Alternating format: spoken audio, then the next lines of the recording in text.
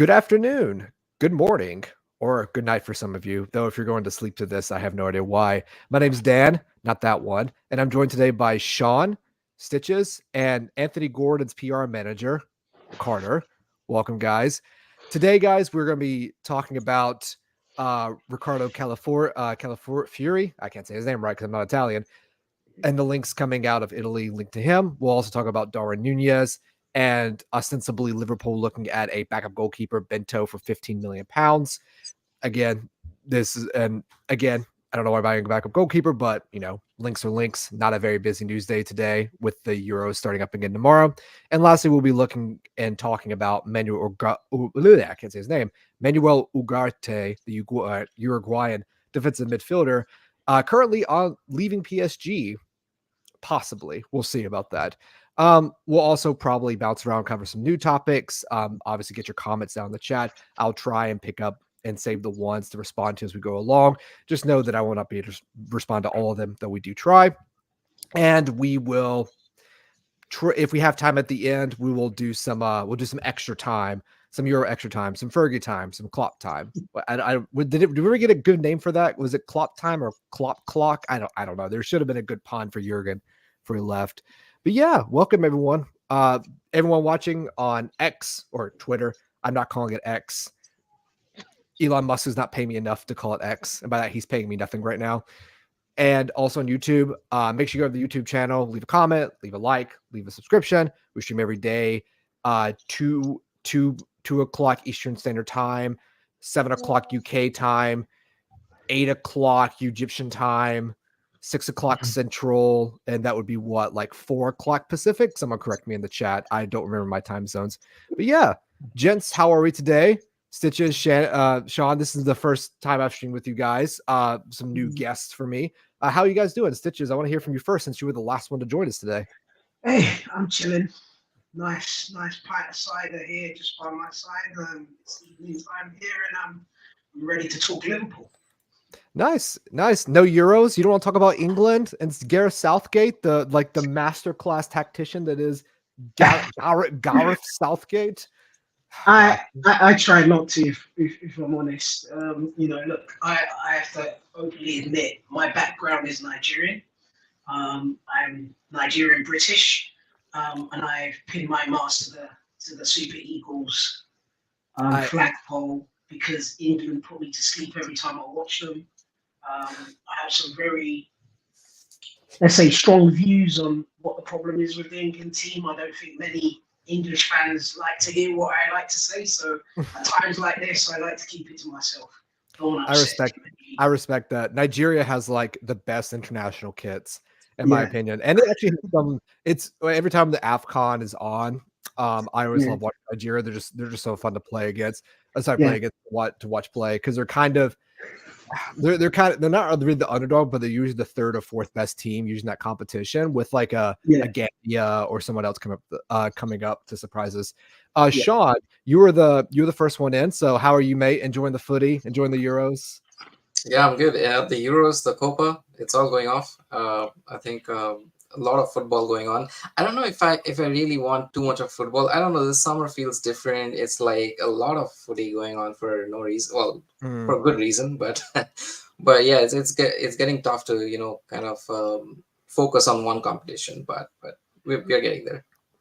Yeah, I was gonna say, well, we're gonna have to deal with the Euros at least until July because that's I think well they're doing the knockouts now, so I think when teams start going home, we'll probably get some more transfer news, which will be very interesting. Carter, how's Anthony doing? I know you're his PR rep. He fell off a bike today. I saw that. That was a good strategy. Humanizes him a bit, makes him look like a solid bloke. I respect that. I respect the thought process that goes into these campaigns. Carter, how are you doing, mate? I'm all good. I'm recovering from some boozing last night and getting ready for some boozing on Sunday because. As I sort of Stitcher said, I like England. I don't really care if they win or lose, to be honest. But I'm all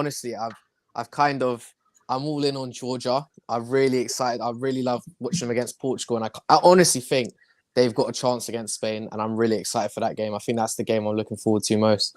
So just sort of getting in the mood and waiting for the transfers now. Who's playing right back for Spain? Is Carvajal still playing? Carvajal, yeah. Yeah, is it still Carvajal? That's gonna be interesting watching 𝗛𝗏𝗧𝗢𝗏𝗧𝗏 versus Carvajal for like 90 minutes. I wouldn't want to be Carvajal on Sunday. No one's rooting for Austria. No one wants to see Österreich win a Euro. You know, Austria doesn't win anything. You know, they lost 2 world wars. You know, lost their best players a lot of times. Like, no one wants to see Austria win. Is it just me? I just want to see Austria do well because of Ralph is doing such a good job, and it just makes United look more like a dumpster fire that Ralph Rangnick can make Austria one of the best teams in the Euros with like against a team like Mbappe, and yet he couldn't make Manchester United good, which I just think is hilarious. Alrighty, so everyone watching again on X, I'm just gonna say for branding purposes, Twitter, or Twitter, it knows the same thing. Or YouTube, make sure you get the comments, likes, subscribes in. We're going to start jumping into our first topic today, which is Riccardo Calafiori. I can't say his name right. Riccardo Calafiori. There we go. Fiori. Riccardo Fiori. I am so sorry to anybody who's Italian. This is not like, we are very culturally sensitive here at LFC Transfer Room. I'm just trying to get that Italian pronunciation right without the stereotypical hand gestures, which is more difficult than you would expect. Listen, so I think I'll come to your guys' thoughts on the links to Calafiori. One, how reasonable it is that we can get him. Obviously, Juventus already have Thiago Motta. Everyone's dream signing this summer has been Lenny Euro. There's always going to be this conversation that Liverpool always miss out on their top signing, and so they always have to quote unquote settle for someone else. When that narrative is going to be driven around by some people are going to be carrying that banner, that narrative. I've actually thought Calafiori has been one of the standout center backs in the Euros, especially since Lenny Euro is currently not playing for France. But yeah, Card, I'll throw it back to you first. For Calafiori, what are your thoughts? I really like the look of him. I think everyone's going to say no one was suggesting this type of name a few weeks ago. And I can understand maybe people being like, oh, people are jumping on the bandwagon of it. But I really like him. I don't know if you guys watched the Croatia-Italy game where he got the assist at the end. I did sort of think that was very Matip-esque. And as we are losing him, I don't think we have another defender who's just sort of as good as carrying the ball and taking us up the pitch. So I think he'd make a lot of sense. And I think he's been really exciting. As you said, he's performed really well. But my only issue is where does he fit? Are we going to go all in with him as the left back? Because the guy who I'm kind of as well interested in along with him is Jonathan Lucchimi, who's his centre-back partnership at Bologna, who does more of the hard work and the marshalling and sort of the guy who you'd want to do the dirty work for Van Dijk. So I think it's a very interesting signing for us to make, considering him and Van Dijk play the same position. But yeah, I'm happy to see the links, and hopefully we see a few more, maybe a David Ornstein one when Italy go out, saying he's flying over. But yeah, I'm quite excited by him. Yeah, and speaking of David Ornstein, for those of you who don't know, he has tweeted that Manchester United are currently trying to sign Matthias de Ligt, who was at one time the most expensive center back in the world, going from Ajax. Funnily enough, going from Eric Ten Hag's, I think it was Ten Hag, or was it De Boer? Was it Ten Hag or De Boer at the time? I think it may have been De Boer, actually. From Ajax to Juventus, then to Bayern Munich, and now he's going, essence, from Munich to Manchester United. Just not breaking news, but like 15 minutes ago or so. Stitches, give me your thoughts about Calafiori as well. I also want to frame it a little bit differently. Do we even need a center back? I mean, everyone says we do, but do we actually need a center back? I mean, currently as things stand, Liverpool have Virgil van Dijk, Ibrahima Konate, Joe Gomez, Jarrell Kwanzaa, and Sepp Vandenberg. Now, I'm not saying this to be contrarian. I'm saying this to seriously, is that you have 5 center backs. If you're buying another one or two of them is probably going to have to go in order to balance the play time, because Van Dijk's going to try and play 25 to 30. Gomez and Kwanzaa are going to probably demand 25 to 30. Konate, if he's fit, is probably going to get about 25 to 30 games if you can manage those minutes. I know Cardi mentioned could Calafiori play at left back. I don't think we're going to buy him for left back. I think they're going to make it Robertson and Beck and see how Owen Beck does, similar to how they did with Bradley this year. But do we even need a center back on top of what you think about Calafiori too? Yeah, so I've been debating this in my own mind. And I've jumped from one side of the argument to the other side of the argument. And the reality is, on paper, it seems like we don't need a centre back. However, given that you mentioned something quite critical during what you just said, which is availability and fitness. We know that Konate cannot play multiple games in a row. Otherwise, he ends up getting some kind of muscular injury or back, knee injury. So for me, I tend not to count players of that ilk as someone that we can rely on throughout the season. Gomez has shown us last season, actually, that he's returning to some form of robustness. However, how often did we use him in the centre-back position last year? He seemed to be more filling in the full-back areas, and even at some point during the season, playing as a DM for us. So is he going to be a centre-back option? Is he seen as a centre-back option? That's still to be seen. I think he sees himself as a center back option, and I think with a new with a new manager, and I think Arne Slot might see him in the same way that 𝗛𝗓𝗓, what was his name at Feyenoord? He's going somewhere. I'm forgetting his name already. Yeah, 𝗛𝗓𝗓. In a similar vein to 𝗛𝗓𝗓, just slightly older. I'll let you finish your thought. I just wanted to throw that in there. I think Gomez is going to try to push that center back position. I like to operate on what I know rather than what might be over the horizon. And what I know is that last season he hardly played centre back. He did under duress. He didn't this season. And if you go back to the seasons before when he first started with us, he played a lot in the fullback area. Even under Brendan Rodgers, he played in the fullback position quite a lot. So it's still up in the air for me as whether he's seen as an initial centre back choice. It may be that we use him in the centre back position, but that's for the new manager to determine. So when you look at it in that way, we really have Quansah and Van Dijk, and Van Dijk is aging. He's still a Rolls Royce centre back, but he's aging. Quansah did extremely well to almost be, selected for the England squad. I mean, he was in the squad until the squad was cut. So you have to give great credit in that. But when you see a player like Calafiori available in the market at the age that he is, and none of us really knew much about him leading into this tournament.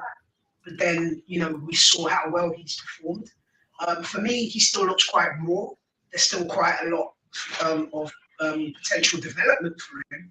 But for where the stage is at right now, for the amount of money that we would have to pay, for what we would have to shell out in wages, if we're looking for reinforcements in the centre back position, I would most definitely welcome him as a signing. I think that there's a high bar in terms of development, and also controversial, but he gives me the old school Italian centre back vibe.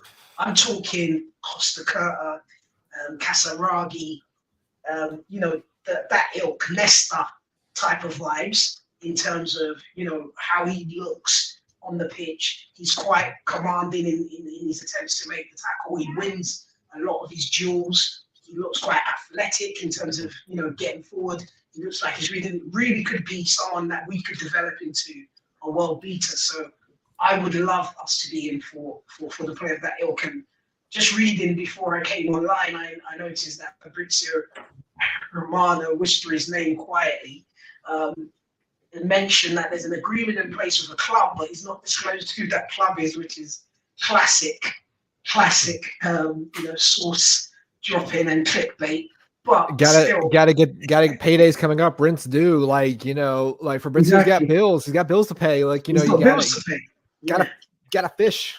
You got to fish. You got to get those clicks in. And it's not something. He's not mentioned Chelsea, which is a shock.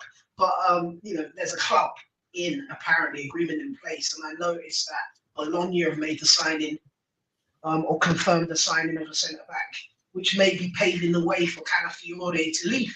So, given that is the case, I think to come back to your overall answer, with what we have in terms of options, I still think we could do with strengthening there. Could we start the season without strengthening there? Absolutely. But it's just going to be one of those conversations that runs in a similar vein as to a season ago when we needed a centre back. But my argument there is that Klopp probably knew that Quansah was coming through, so he didn't want to block that. I don't know of any centre back coming through. I know you mentioned Van der Sar, but I think with these latest antics or what he said recently publicly, it may be a case that he's moved on. I don't see him at the level that we need in the Prem right now. I think he still has some development to do. So if we're looking for someone that's oven ready to come in and put in a performance, then yeah, Calafiori is a great name to be looking at. Yeah, and Sean, I'm gonna throw it to you. You're gonna there's a lot of great stuff there to respond to. I'll give you free reign what you can choose to respond to, what you don't want to respond to. I do think it's important to mention that Paul is blaspheming here, saying that we need a left-footed center back. I disagree with this. If we don't need if Gareth Southgate says I don't need a left footer, then I think Liverpool should be at least the level of Gareth Southgate and say we also don't need a left footer center back. I just want to throw that out there to Paul. But also there is this thing where there's this ism where Italians haven't really worked at Liverpool, Italian players historically, and they say that Italian players in the Premier League, because of the different culture, the different weather, there is kind of that difference at times, which is kind of a thing, but kind of not a thing, because a lot comes down to circumstance and obviously injury history and everything else. I don't really try to buy into that too much, but it is definitely something to overcome. I mean, we've seen with Darwin and trying to adapt at times to Liverpool that, not just I don't want to get harped on the language thing, but that you can see right now when we're getting to the next topic on Darwin, the culture, not just restaurant and weather, but the team culture and that environment does play a big role for any player of any nationality or background to succeed. But yeah, Sean, give me your thoughts in general. See, with Calafiori, I think the main focus is to see what's his attitude like, right? I know there have been some Italian players who have not done too well in the Prem because it's way more physical, it's faster, right?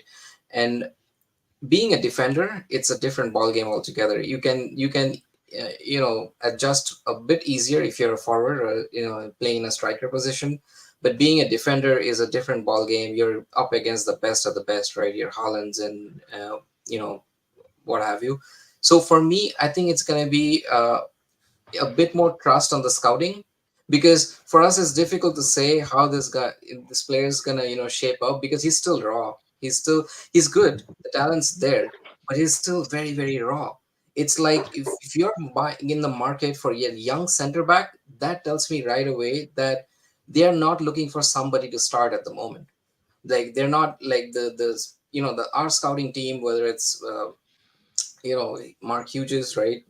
And all of those folks, they're not looking at a center back who's going to come in and who's going to start games right away. So now that is a mentality not all players have. Like right now, Calafiori seems to be the hot commodity. People are talking about him, and clubs are after him. Juventus could be a better fit for him because they love to stay in their own league, and Juventus is a very big club as well. So for me, the talent's there, but it also comes to the attitude, because we don't have Klopp anymore as well, right? We have to understand, Klopp always brings, you cannot deny it. Klopp brings a certain pedigree. When you come to play for managers like Klopp, Pep Guardiola, those kind of managers, you can, kind of bite in a bit and say, okay, my time's going to come. But with Arne Slot, a lot remains to be seen. So that's why I'm a bit on the edge. Even I couldn't tell you exactly whether it would be a great signing. But yeah, having him on the bench or having him in the academy, developing on the likes of Van Dijk and, Ibu Konate and these kind of players, it's not a bad idea, but we'll have to trust a bit on the scouting here. So, go ahead, Stitches. Go ahead. You mentioned learning under the likes of Ibu. Ibu's still quite young himself. I think he might even be around the same age as Calafiori. So I mean, I totally take your point, but I'm just like, that's nuts that we're talking about Ibu with that level of experience in comparison to Calafiori. And that's a great point. That's why we need players like Ibu. I think Ibu's been very, very much of that mold. I think he's very underrated as well. I don't think a lot of teams in the Premier League, they really barely talk about Konate. They always talk about Saliba and being the better defender and things like that. But Ibu is very underrated and he goes under the radar, especially with his injuries. So yeah, I think he needs to kind of be that kind of an attitude where he won't be starting games right away. I don't believe so. I think the partnership is going to be Van Dijk and Konate going forward with maybe Kwanzaa. So that's where I see, like, where do you start him, right? Where do you play him? Maybe in the cup games, and if he's okay with that, then that's great. But if he thinks I can develop better elsewhere, like a Dortmund, I can go to a Dortmund, like what Haaland did, right? Haaland didn't come to City right away. He went and spent a season in Dortmund. He knew I'm going to start there. So it depends on the player's ambitions as well. Like if he wants to start, I think it'll be tough. So a few things. I think originally the idea for so just for clarification, I was confused. I thought Konate was a bit older. He's actually only 25. He just turned 25, so he's still like not even fully developed as a center back because we didn't buy Van Dijk until he was 27, and he already had his injury issues before then, and then he hasn't really had them that much.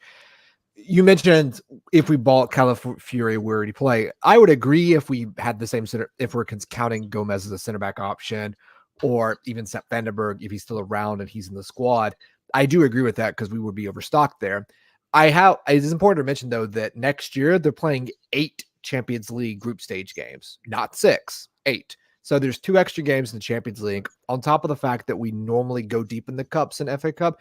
So you could easily, I think, sell Calafiori on playing 15 to 20 games, like easily, just like with like not even counting for injury, but just like shape change, because we don't know if Arne Slot's going to change the system.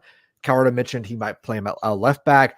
I don't think he would do that, but that I'm just speculating. We have nothing to go on. We've not seen a preseason game. I'm just speculating on how Slot usually plays and what's available. But I get what you're saying, Sean, because I do think there is a thing where he is young, developing, and he might choose a Juventus or a Dortmund just because of the game time available to him. And Haley mentioned here that Juventus have been the one strongly linked. Stitches mentioned earlier that Fabrizio Romano had said he already agreed terms. It's probably Juventus, just like with Lenny Euro. It's probably going to be Madrid in the end. But either way, I think there's an easy way to make that pitch to a player, regardless of not they come or not. I also, just for sake, Paul, we've been Liverpool fans for a very long time. This is how every summer is. We link with 3 or 4 players, then we sign the 5th one, and he turns out to be pretty good. We had like Manu Kone last summer, Kefren Turam. We signed McAllister. I think it was good. We had Romeo Lavia. We had Moises Caicedo, and we end up with Dominic Soboslai, Ryan Gravenberch, and Wataru Endo, which I know, Carter, were you the one arguing about all of those transfer deals for Yuri Tielemans? Were you trying to make a Yuri Tielemans case last summer? Not last summer, but I was just like, in the sense of, if you're spending £50 million on McAllister, is he £50 million better than Tielemans? Like, if you wanted money to go and get a Declan Rice, I personally don't think. I think McAllister's good, but I think a lot of the time we kind of overrate our players. Like you guys saying about Calafiori not playing centre half, I think he's significantly better than Kwanzaa. I think, Dan, you kind of said Gertruda. I think he's a left-footed Gertruda. I think he could play left back, super confident on the ball, and like the guys kind of said, I'm not confident on Gomez, and I think sometimes we level our players up a bit, and we should be very. I think Konate is because we're Liverpool fans, Carter. We're Liverpool fans. It's our job. Players are the best. Yeah, hype them, but we don't be delusional. Like we shouldn't be like, you can be delusional in some senses, but not every player is great. Like guys will come in and play. Like Gehi, I think if we sign Mark Gehi, I think he'd start every game. I think him and Konate and him and Van Dijk would be the starting partnership. I just think people sometimes overlook certain players. I don't know. I've got to pick you up on the comparison between Tielemans and McAllister. So Carter, I take your point. I take your point. So like, no, Stitch, we can get back to Carter later. We'll have plenty of time to. Okay, cool. I'm taking notes. No, I take your point because, like, we're talking about, at the end of the day, we're talking about value. Is it really £15 million worth of value? And I think it's like that's perfect. That's a perfect find argument, and I think criticism to level. I would also argue, is Mark Gehi like £60 million better than a João Kwanzaa or Joe Gomez? You could say he's 20 million better or 10, but I'm just saying that for that framing device in general, because I do agree that Mark Gehi is great. I do think Calafiori is great as well. I know that our players have limitations. I will always say that Liverpool players are the best in the world, and even when we finish 5th and crash out of the European Cup, which we did. sorry to butt in. So one point there, it's not just the player, it's the system too. Mark Gay looks great in a Southgate system because you're sitting deep, right? You know, if you are playing a high pressing, you know, high line every day, trust me, you will be found out. Yeah, So but it's not the player, it's also the system. You have to see he's where they're he's looked great for Crystal Palace, and he was great at Swansea when they went up in the play when they were challenging in the playoffs. He got back-to-back man of the matches in the playoff games. He's from Chelsea, and I think all the defenders that have come out of Chelsea can all play high line and can play in those sort of systems. Tomori, Gahey, you've got Colwell. Lewis Hill, Colwell, you've Cool. got Tino Livramento, you've got Reece James, you've got Ian Matson. I think Chelsea is a great platform of like they get players who are physically good enough. Like Trevor Chalobah is physically good enough to play in the Premier League. The technique stuff might be a bit different, but I think in that sense, if you come from Chelsea, I'd be quite confident in you being able to like physically compete. Hey, listen, speaking of players who look great under different systems, let's move on to our second topic. Darwin Nunez, who apparently is now equaled the historical best scoring record, consecutive scoring record in Uruguay's history, next to a man named Hector Scarone. And don't worry if you don't know who that is, because I don't think any of you guys were alive when he was scoring. He was a forward for Uruguay who went on a scoring record from get this, August 28th, 1927 to I think that's June 13th, 1928. So, you know, we're going all the way back to the roaring 20s pre-depression era, you know, just before my time. I know, just before my time. The like, you know, I like, you know, there was a new guy in Italy. I think his name was Benito. There was a lot of things going on in Europe at the time, you know. Spain was, I think, still a republic at that time period. I don't know. We're just in history as well. But speaking of players that look good in other systems, and just before we come back to that, because Sean, I want to go back to you on this. Right now, guys, we have over 2,000 people watching. Again, make sure you get in the comments, like, subscribe, go to the LFC Transfer Room YouTube channel. We stream every day at 2 o'clock Eastern Standard Time, 7 o'clock British UK time, not just British. UK time, and we will also be streaming before the Euros. So we're trying to do the streams before the Euros start because everyone just wants to watch the footy and not talk about the footy. We talk about the footy after the game and before the game, but not during the game. So Sean, I want to come back to you because you mentioned, I think it's a good segue, not just because I set it up that way, on how different players look good in different systems. So Darwin Nunez has been on fire for Uruguay, and I think it's actually like if you're watching all of his goals, they're all different. They're on his left foot, his right foot. They're different types of finishes. You know, it just, my thing with Darwin has always been its confidence. Like we always talk about in the chat, and by talk, I mean talk is a very civil way of putting how sometimes it's discussed. We have parliamentary discussions on, you know, Darwin Nunez's quality as a forward. I've always had maintained that I think at times it's all psychological, it's all emotional. It has nothing to do with his like raw physical or technical ability, because I actually think he's a very technical player. I actually think that that's to his detriment at times, because you can see last year there are so many times where he strikes a ball so good, but it's straight.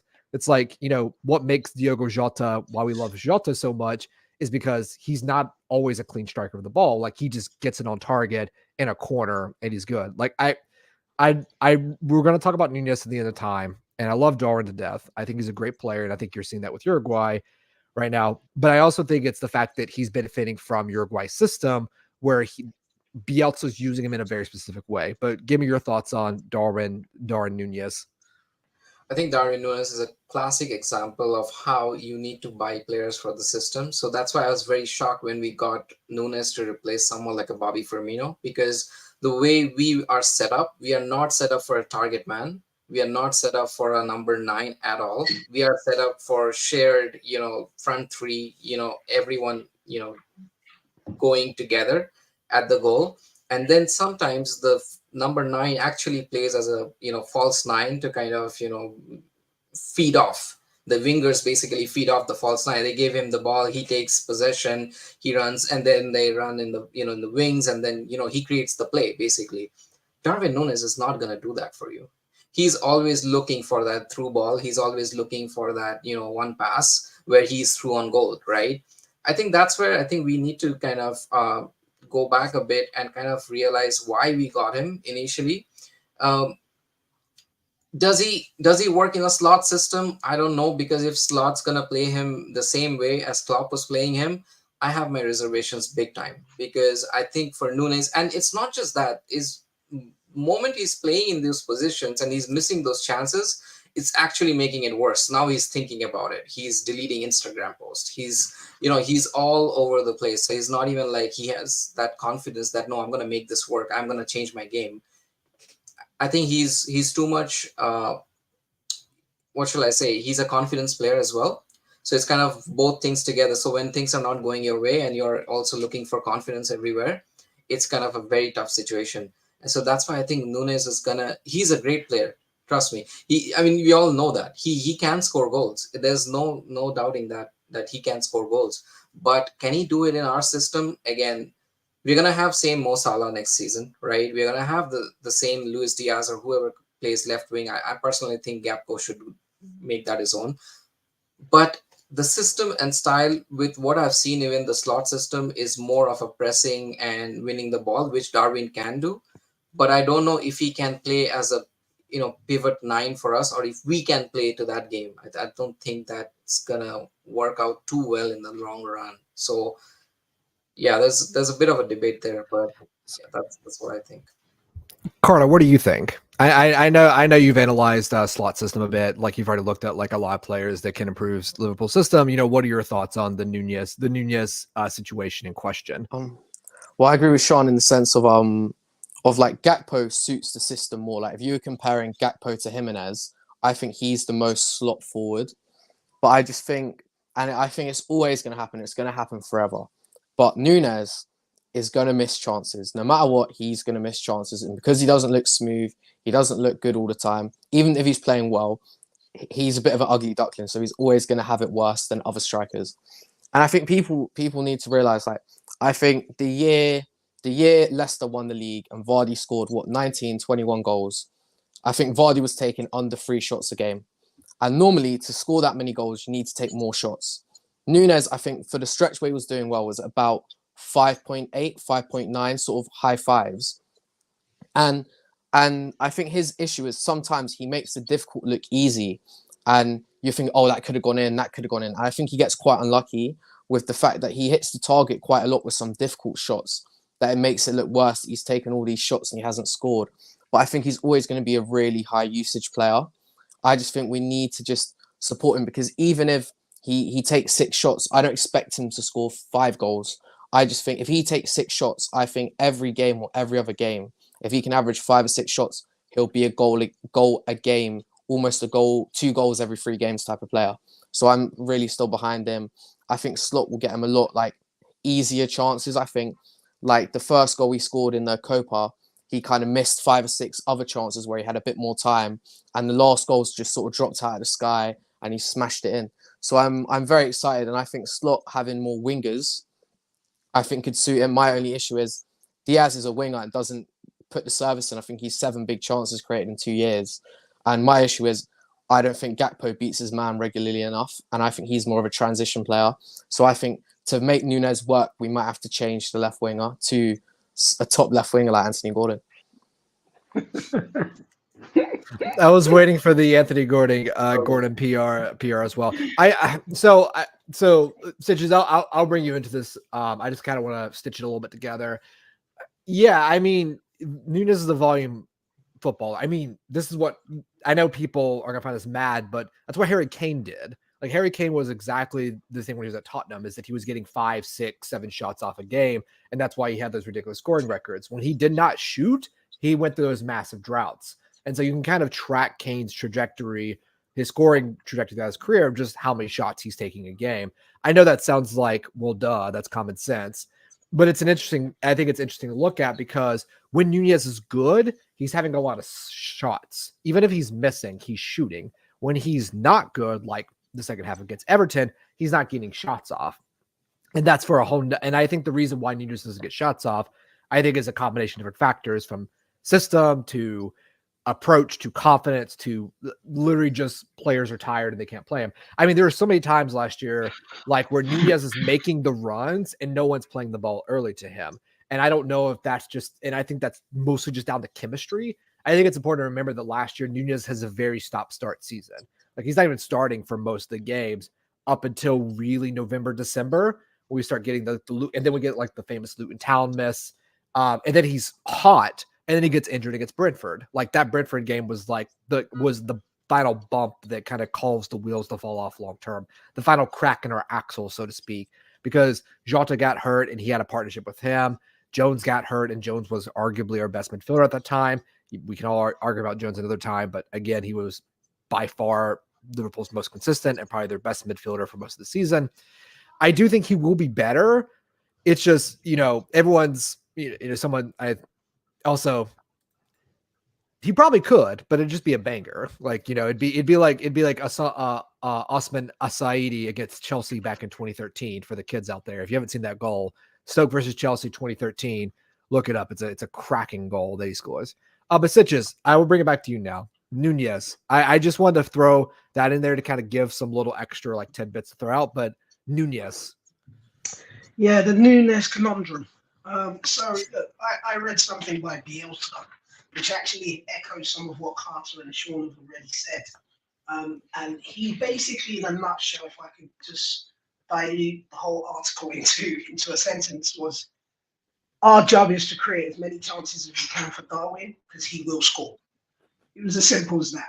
He's like, he keeps getting into the positions, and even the goal he scored yesterday the other day in the big scoreline win, I think it was a 5-0 win against Paraguay, or I can't remember who they were playing. But he scored that goal after missing a bag full of chances, and it was a clinical strike on his left foot. Just curling it over and around the keeper. And I looked at that and I said, that's a striker's finish, right? That's the first thing. So he is able to finish, but he needs a volume of chances. Now with Uruguay, he's free to miss chances, and I feel like the crowd don't get onto his back. The Uruguay media aren't going to get onto his back. He just misses those chances, but he will score in the game, and they're quite happy with that. Now, when you bring that back to Liverpool, it's a completely different dichotomy. Like, it may be that we get one, like the way we were playing, you get one chance in the game and you've got to take that chance. And that's where the question mark is, because he's clearly a volume striker. I'm going to take a volume of shots and I'm going to score. The thing we need to celebrate is that he is an agent of chaos, and he gets into those opportunities, he gets into those chances. Now, just to talk about systems for a minute, it's interesting as well to point out that Bielsa's playing him as a lone striker with 3 players behind him and 2 holding. Now, that sounds very similar to a slot system, which means he's there basically to get on the end of things and not to play the number 9 role that we've been used to with a Firmino, where he's playing as a false 9 and dropping in and linking play. Nunez he's got the freedom to wander, to go where he wants, and then just pop up on the end of things. So I actually think that potentially a slot system may be more beneficial to Nunez and the systems we've been playing on the clock. And I'm quietly optimistic that we have a striker in there that's going to score goals. And you mentioned a transition for Nunez, but there's been a transition for us as a club, as a fan base. We're used to the false 9. We're used to the Firmino type striker, the more technically gifted player who can drop deep and link play and break lines and make clever runs, play clever flicks. And it's not so much that with Darwin. Darwin is a very much throwback, old school striker that's just there to get on the end of things and make it happen.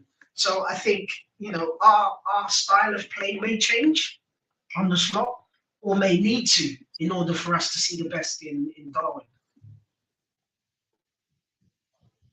Yeah, I mean, so I don't want to beleaguer the Darwin point too much, because we're talking about this all summer, and I know and we're going to see so many thoughts, and Stitches, Shannon, Sean, and Carter have already seen in the group chat, probably. Well, Carter knows in the group chat, all the very passionate, reasonable arguments when it comes to Liverpool's number 9.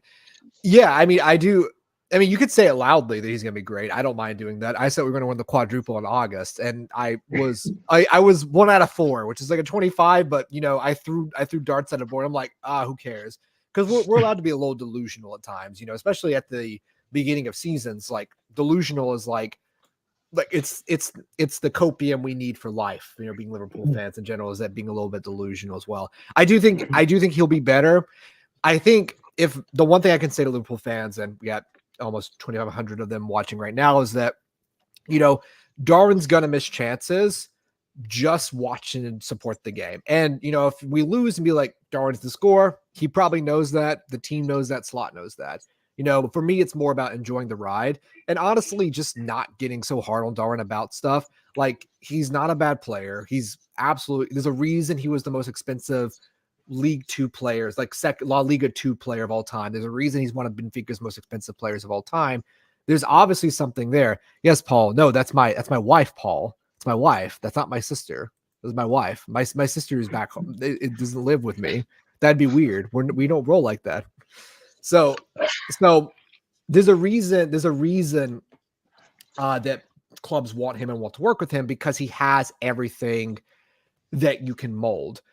And I think what you said about Bielsa's article, I think is great, because Marcelo Bielsa, if there's anybody in the world that's good at getting the most out of a player, it's Marcelo Bielsa. And if Bielsa can do it, there's no reason Arne Slot cannot do that, especially the fact that Slot just looks like a really nice guy and very intelligent as well.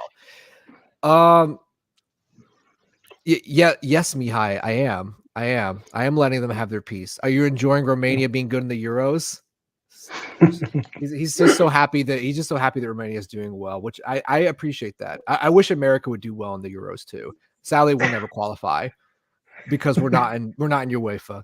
All right, so let's move on to our third topic, which I don't think we'll spend too much time on, but it's the fact that actually, before we move on, Carter, Anthony Gordon links. Tell us about them real quick so we can move on to the more important backup goalkeeper links. So one of the best players in the world, Anthony Gordon, Scouser.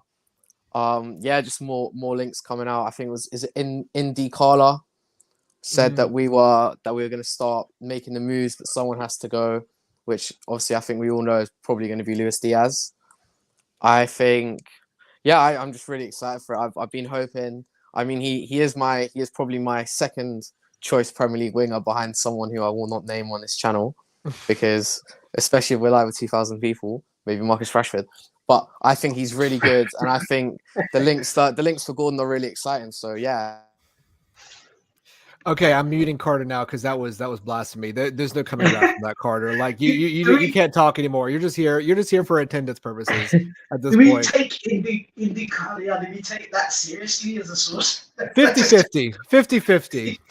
He's 50-50. He's less of a joke than before. Ornstein said as well earlier in the summer that he is a player that we like, but we are unsure if Newcastle will deal with us. Obviously, haven't sold anyone. The FFP, the PSR deadline is the end of the month. So moves are going to happen, and Newcastle might. I don't think it will happen then, but they'll have to sell players for the PSR of the next year. So it could happen. Yeah, no, I mean, be on the lookout for any news before June 30th. Though I think a lot of clubs are going to be fine, but what we might see is that the deals are done, but they're not announced till later. So like they're announced accounting wise, but maybe not like got another update. Maybe not afterwards. Okay, no one cares about Anthony Gordon. Let's move on to Bento. I think is his name, from Athletico Paranaense. Apparently he's a backup Brazilian goalkeeper. So yeah, are we just going to say no? Like, why are we spending 15 million on a backup goalkeeper? I'll take this one. I did look into this a little bit. So apparently this is a highly rated goalkeeper, in Brazil. Someone who's going to have to play understudy to Alisson. The Brazilian connection there works. We potentially may be losing Kelleher because he wants to go and play first team football. He feels he's done his understudy bit for a while. He who will never leave, who served us well, but like that poo that just doesn't want to flush, may actually be seeing out his contract. I'm talking about the Spanish goalkeeper. He may be leaving us now. which means we're very, very short in that position. So to sign a goalkeeper who's well thought of and has a ceiling of development that's still to come for 15 million, I see that as quite a shrewd signing, actually. And if this is true, then it's a good thing. But potentially, I think whether or not we go for Bento, there'll be some kind of goalkeeper coming in a not too distant future to kind of fulfill that role. So that's what I would say on that. And yes, just Michal, I did after my first stint sort out my internet so that we don't have future problems. That's good. Sean Carter, thoughts about Bento? I will say that if you're buying a £50 million keeper, you're essentially selling 𝗛𝗏𝗧𝗏 Kelleher, who is a homegrown player, and you're spending money on a backup goalkeeper who's going to take up a non-homegrown spot. Stitches rates them. I'm all fine with signing an understudy, but we kind of already have like Jaros, who I think might get game time next year. Pitaluga, who didn't have a great loan, but can definitely get better. And Harvey Davies, which I don't think he'll start. But again, we do have like those youth backup goalkeepers that are definitely talented. Yeah, I think if Keller is leaving, then we need a solid backup too, because recently we have seen Alisson is kind of getting some injury issues. Like he's not been available, consistently. I think this season he missed about a month. So for me, I think we need a decent backup keeper, like number 2. So if Keller is leaving, then definitely we'll need to look into that. But if he's staying, I don't know if that's surely he's probably gonna be sold and moved on, because he probably wants to be a number 1 somewhere else, right? So in that case, it makes sense that you spend that money and get someone number 2, because goalkeeping is such it really changes. But when you need a good keeper, you need him, right? We've all learned the Karius lesson, right? We've all seen that path. So yeah, I think we need to get someone in for sure. Yeah, and if Keller is going for sure, we need to sign someone who can come in and just play. Keller got a hell of a lot of minutes last season because of the injuries to Alisson, and he did really well. But I would say, controversially maybe, that he just didn't have the command of the box that Alisson has. And that's the only thing that I can say. And it's not a criticism, because he's a very young goalkeeper, and he seems like quite a quiet-spoken young man as well, assured and confident.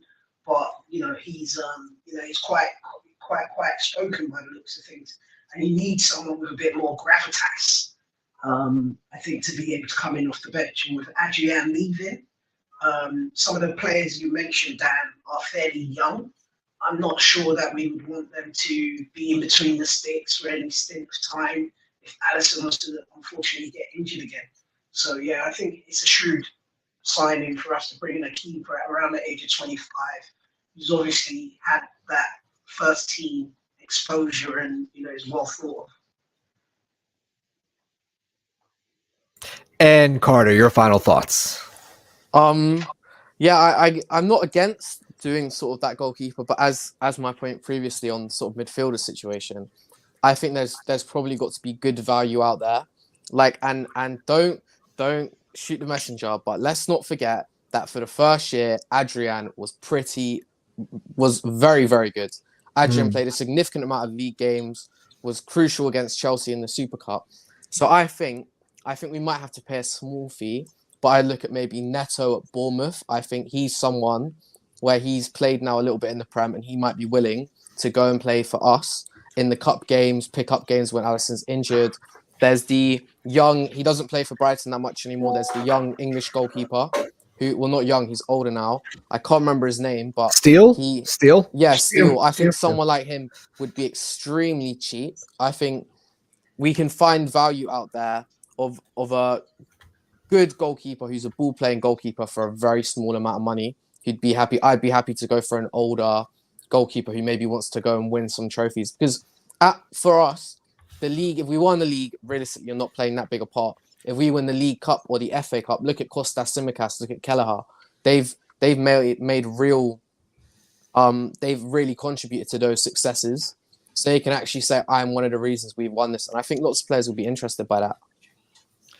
Yeah, I mean, again, like the reason I've never been for spending a lot of money on backup goalkeepers is because it's a backup goalkeeper. I get the argument. You can definitely get value. I think what made Adrian such good value was because it's a free player and he's a shot stopper. And I mean, his passing wasn't great. You can see that in the Atletico Madrid Liverpool Champions League game, which still haunts me to this day.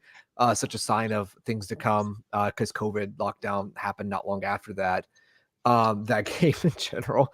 But in terms of like what you actually got from a backup goalkeeper, like you said, the Super Cup with Chelsea, but even like starting for like that first 14 games, I think he played 13 games. I think 13. He played 13 straight. He came on for Alisson in the first game. Yeah, against Norwich because he had pulled his calf when he was doing a goal kick. I think we were already up like 3-1 or 4-1 at that point. But yeah, no, I mean that's what you need from like a veteran goalkeeper, and I would agree with that. It's just that, like, if you're doing that, then you're either saying that Bento, I'd say as well. Was it Bento Stitches or Bento? Bento. So if you're saying that, then Bento or Neto or Steel, I feel like should be a pop song. Bento, Neto, Steel.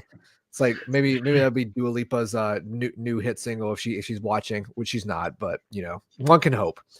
If you're doing that, then you're essentially saying that Jaros, Pitaluga, and I'm just going to Davies in there. Either one, they're not ready, so they have to wait, like Queven did, or two, you don't rate them enough to be a potential starter for Liverpool, which is signaling to either them, the representatives, or potential buyers that hey, we can just get these players on the cheap, which is fine, but you're putting all that money and effort into these players, especially Jaros.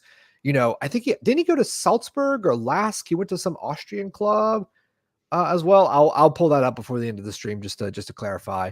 But these are players that they've been giving significant game time to, so they're going to have to return somewhere, and that would be my worry. I get it that you don't want to throw a kid into these situations, but I'm pretty sure when we bought Loris Karius, he was like 22 or 23 starting games. He already had played like 100 or 200 games at that point, and Jaros has probably played like 20. So I get that, but for me, it's more the fact if you're spending money on a backup goalkeeper, that's never a good sign for the summer. All right, speaking of signs for the summer, Manuel Ugarte, who we can't get rid of. So PSG bought him. Last summer was such a fascinating thing because everyone was so like all over Manuel Ugarte, and like we need to buy a 6, we need to buy a 6, we need to buy a 6, and people this summer are still gonna be like, we need to buy a 6, we need to buy a 6, we need to buy a 6. There's so many 6s. I'm just like, it's about to jump off a bridge at this point. There's just so many 6s around. It's like being Manchester United, being 6 all the time. Okay, so here's the thing. Everyone wanted Ugarte because he's just a beast on a defensive player. He goes to PSG, plays like 20 games, and they're already shipping him out. I feel like if you're not good enough for PSG, you're probably not good enough to play for a Liverpool team. He's obviously a good player. I think he's just limited. I just think he's a younger, slightly better version of Paulinho. But that's just my thoughts. Sean, I want to hear back from you so we could for our final topic. What are your thoughts on Manuel Ugarte? Or do we? And you can also add, do we need a 6? And if so, who do you have in mind? We definitely need a 6. That's for sure. I don't think we can get away from that. I think Endo himself has said like he will welcome, if someone younger came in as a number 6 because he's also aging. That those are his own quotes. So for me, I think we need a number 6. Whether Ugarte is good enough, he sure was. I know the stint at PSG hasn't gone down too well, but I don't account for PSG performances too much because I think there is something in that club where you go there and it's either not well managed or like look at Poch, he didn't work out there, and there have been so many players who have just gone there and looked average, right? And I'm not gonna put that against him.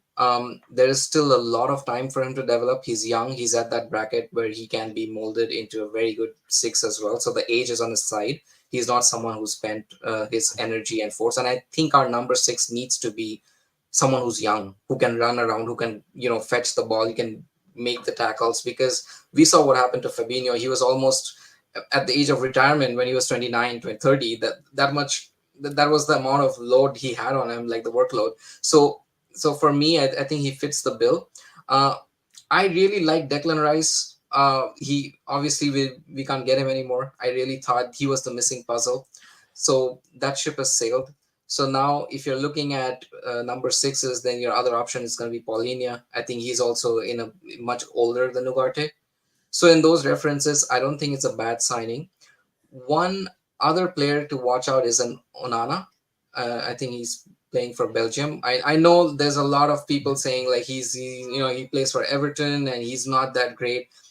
But look, I think he got the physicality. He's tall. He's able to dominate in the field.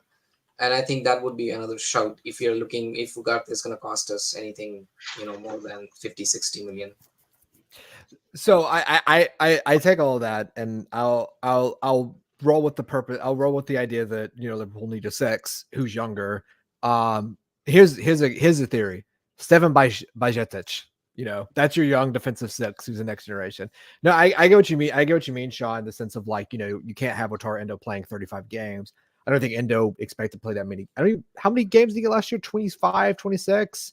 He got a decent chunk and was good for a bit, but then at the end you can kind of see how it wasn't really working. And if you mention Alexis McAllister as a six, you're going to be driven out. You're going to be driven out into the cold wilderness, left to wander aimlessly for the end of time. I get that idea. My one thing is the fact that if you're going to buy, I hate saying the term six, but it's just the easiest way for most of us to do this conversation is that you need someone who's good on the ball. And I just don't think Ugarte is good enough. What do you think about that, Sean? Yeah, I don't think he's perfect.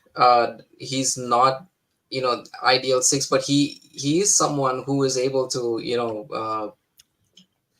get in dirty, get into those tackles, win the ball for us. I know that ball playing is an aspect of the system now. You're expected the number six to pass sometimes like a Kevin De Bruyne, but that's not going to happen with everybody. Everyone's not going to be Rodri or at that level.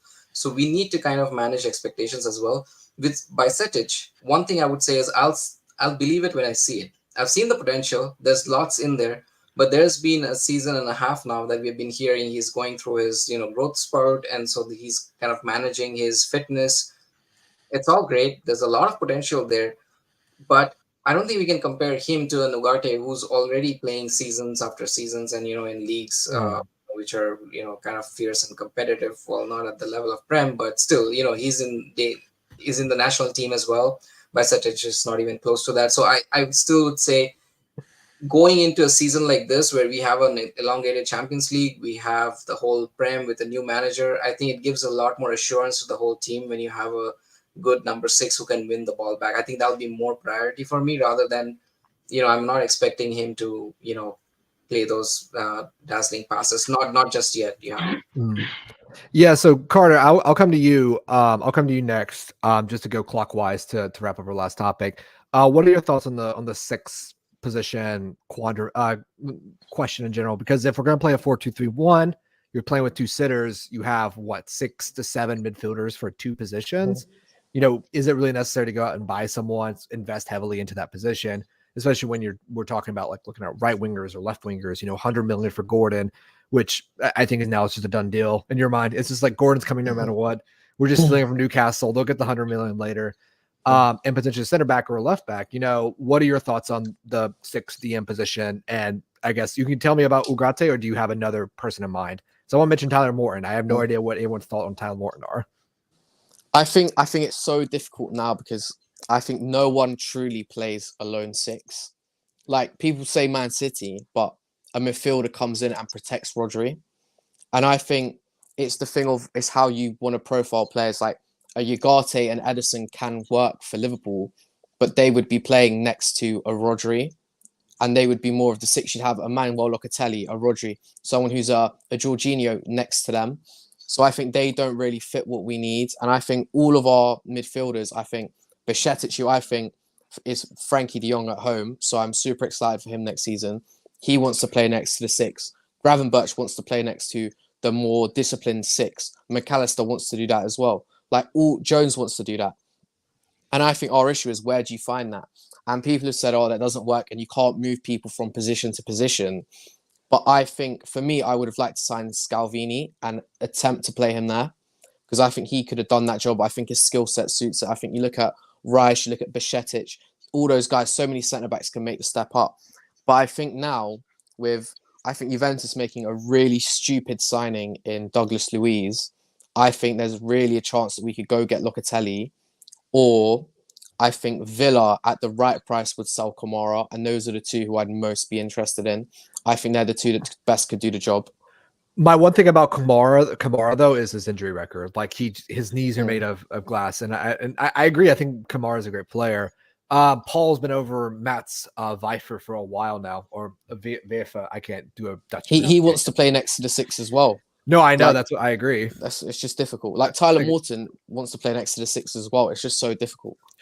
So this has been my theory, and this has been my theory since 2019, 2020, is that the tactical innovation that's been happening. Gonna go a little bit of a tangent, Stitches. I'll bring you at the end here. We'll wrap it up. The tactical innovation that's been happening with presses is that everyone's moved from a lone 6 to a double pivot, like you said. When Rodri does not play as a lone 6, Kovacic sits right next to him, or Bernardo Silva sits right next to him. Even De Bruyne or Foden have sit right next to Rodri. And they very much play a very tight, compact 2 in front of the defensive 2. Now, at times, it looks like a 2-4-4. Sometimes it was like a 2-3-5. Either way, whatever, even when Goyle first got here, it was Fernandinho with Walker and Mendy literally right next to him. Or like, I'm forgetting his name, though, Zinchenko, who was right next to him as well. My only thing is the fact that I think with Liverpool, they want 2 players who can do both. So, like, for instance, let's say Bajcetic and Jones. What you get out of Bajcetic and Jones with a counter-pressing system is you get not high-profile destroyers or high-profile creators, but kind of like jack-of-all-trades midfielders. So rather than having one person do the set, destroy, the clean, the recycle, and one doing the playmaking, Liverpool have kind of done this hybridization thing where like both players are kind of trying to do both. And I think last year you can see how the positives and downsides to that, where you have 2 hybrid midfielders, it allows you to do a lot of things very well, but it also means that you don't do everything great. So like the breaking up a play, getting transitioned on very easily. If you have 2 midfielders that are trying to progress the ball and lose in a bad area, like Trent against Villa, on the half turn out of a goal kick, you're going to be in trouble. That's a very bad place to lose the ball. So I think that they've always wanted these kind of hybrid positions. I agree with you, the fact that, a lot of them would probably benefit from being next to a quote unquote 6, someone whose job is just to hold the shape, pivot around it.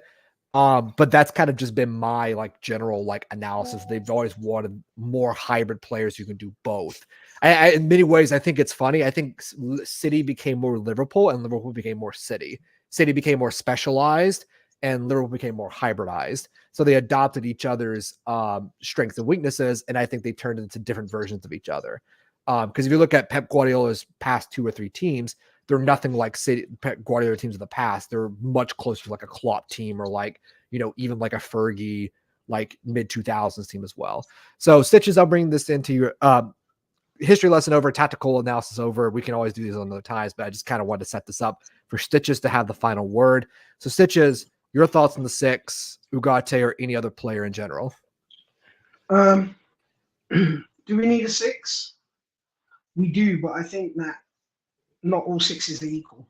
And I think that Liverpool fans will clamour for the 6, but I think they actually in reality want different things. For example, if you speak to one score of Liverpool fans, they just want a destroyer. They want someone that just sits in front of the defence, wins the ball back, makes tackles, is athletic, but not necessarily really creative or offers much going forwards. If you speak to another school of Liverpool fans, you want the Busquets type, you want the Xabi Alonso's, you want the clever, ball-playing 6. And I think, actually, if we look at it, what the club wants, as you said, Dan, is a 6 that does everything, that does all of that. And we've been spoiled. We've been spoiled. If we look through history at our 6s, we've absolutely been spoiled in terms of the players that we've had there, even as recently as Fabinho. I mean, Fabinho was a destroyer. He stuck a foot, he won tackles, he anticipated and read the game.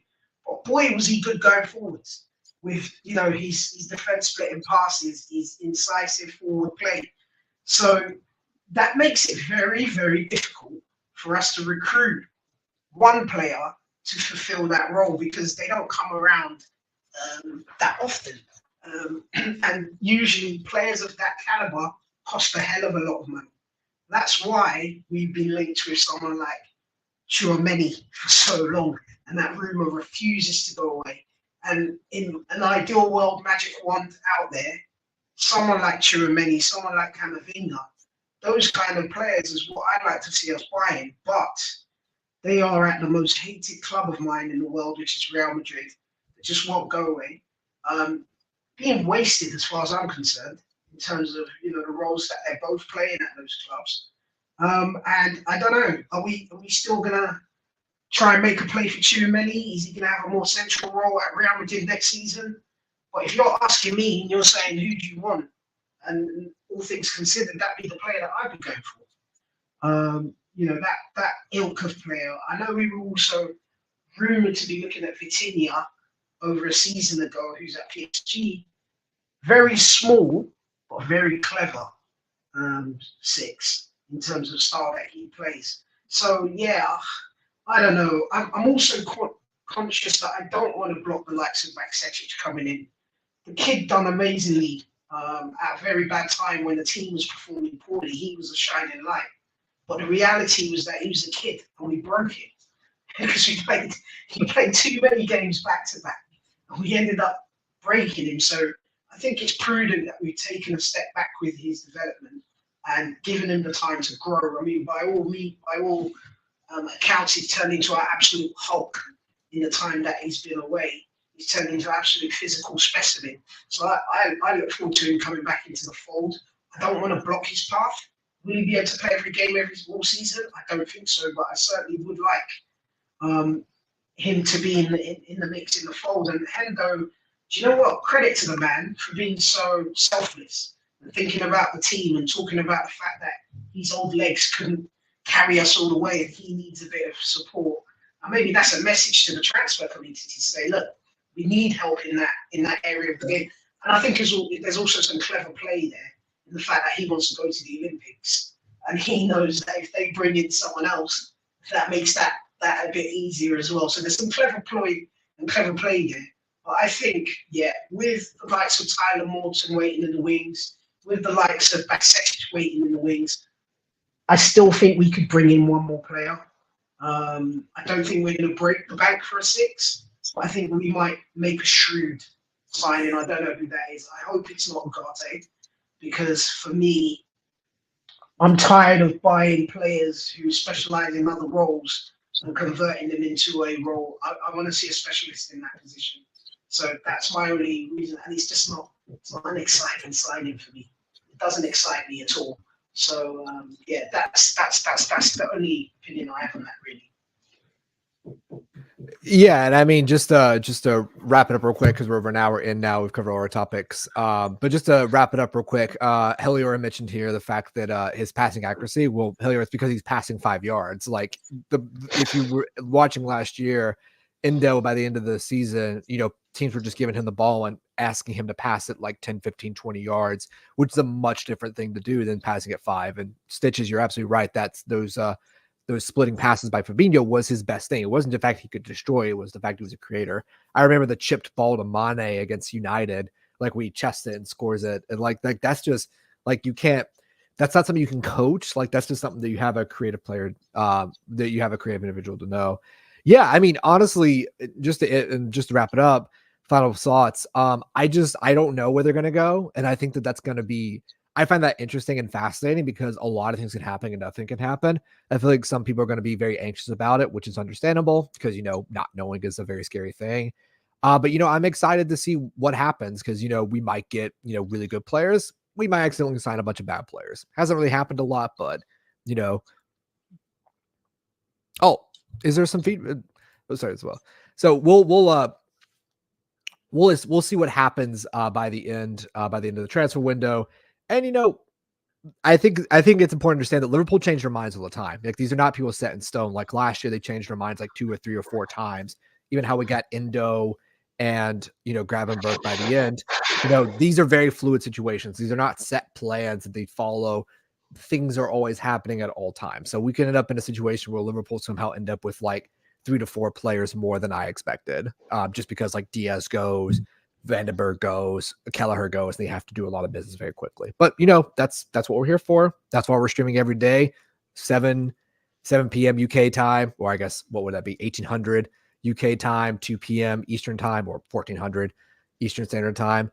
Listen, Stitches, Carter, Sean, it's been a pleasure, guys. I appreciate you coming up here. Thank you for yapping with me. This is a group yap session. Listen, everyone, thank you for watching. Over 3,200 people watching on Twitter and YouTube. Go to the YouTube channel, like, share, subscribe, watch the live streams. There's new videos every week.